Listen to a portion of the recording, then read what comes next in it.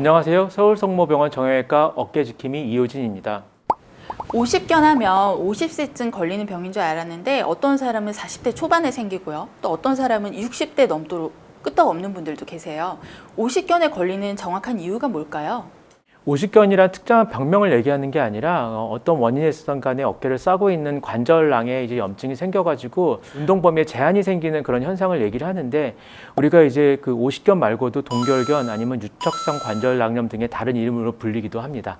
오십견은 전신 질환과의 어떤 연관성이 굉장히 높은데, 대표적인 질환으로서는 당뇨하고 갑상선 질환이 있습니다. 평생 유병률은 한 2에서 5% 정도 차지하는데 남성보다 여성 쪽에서 더 높게 호발하고 있습니다.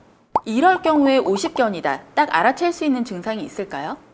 오십견은 처음에는 이제 통증부터 먼저 발생을 하는데, 그 통증 자체는 밤에 더 심하게 나타나는 양상으로 보이게 됩니다. 그래서 수면에 지장을 주는 경우도 굉장히 많고, 잠을 자다가 뒤척이면서 통증 때문에 깨는 경우도 굉장히 많습니다. 통증 이후에는 이제 어깨 운동 범위에 제한이 오게 되는데, 제한 범위가 점점 심하게 되면은 일상생활에 지장을 주기 시작합니다. 예를 들면은 머리를 빗거나 옷을 입거나 아니면 화장실 뒤처리할 때도 불편함을 호소하기도 합니다. 50견에 단계가 있다라고 하더라고요. 그 각 단계별로 증상이 어떻게 달라지는지 궁금해요. 네, 맞습니다. 오십견에도 단계를 나눌 수가 있는데요. 우선 초기에는 통증이 발생하는 동통기가 있습니다. 그래서 초기 증상은 이제 그 환자가 어떤 운동의 제한보다는 주관적으로 느끼는 통증이 주가 되는데, 아까 말씀드렸다시피 밤에 주로 통증이 있고, 또 일과 시간에도 이제 일상생활을 영위하기 어려울 정도로 통증이 있어가지고 진통제를 복용하시거나 그런 경우가 종종 있습니다.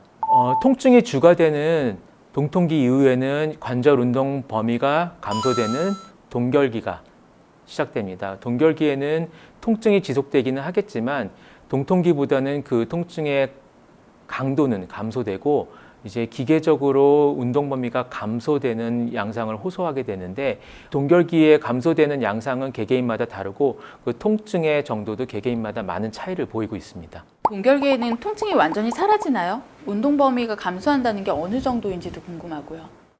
물론 아까 말씀드렸다시피 동통기만큼의 통증은 감소하기는 하는데, 이게 그 동통기 때 염증이 감소해서 통증이 감소하는 것도 있겠지만, 우선은 그 기계적으로 운동 범위가 줌으로써 환자분들께서 거기에 적응함으로써 이 불편함을 상대적으로 덜 느끼다고 느낄 수는 있겠지만, 사실은 이 운동 범위가 더 줄기 때문에 일상생활의 제한은 더 크게 온다고 볼 수가 있습니다.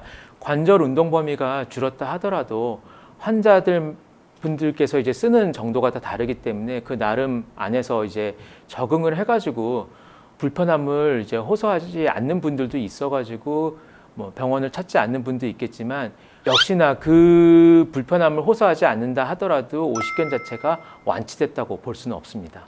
이 동결기는 통상적으로 한 3에서 12개월 정도 지속되고요. 그 기간은 환자마다 차이를 보이고 있습니다. 동결기 후에 해동기는 회복기라고 이해하면 될까요? 해동기에는 증상이 얼마나 고전돼요? 해동기는 말 그대로 이제 겨울이 지나고 봄이 되면서 녹는다는 그런 뜻을 갖고 있는데, 통증 감소와 함께 운동 범위도 증가되는 그런 시기를 뜻합니다. 통상적으로 한 4주 정도라고 보긴 하는데, 환자분에 따라서 수개월, 수년 이상 걸리기도 합니다. 그래서 대부분 이제 치료를 통해서 많이 좋아지기도 하겠지만, 내추럴 코스, 자연 경과에 의해서 좋아지는 경우도 있는데, 그 결과물도 완전 100%로 다 회복되는 것이 아니기 때문에 환자분들마다 그 치료법은 달리 해가지고 경과를 보는 것이 매우 중요합니다. 사람마다 이렇게 각 단계 지속 기간이 다른 이유가 뭘까요?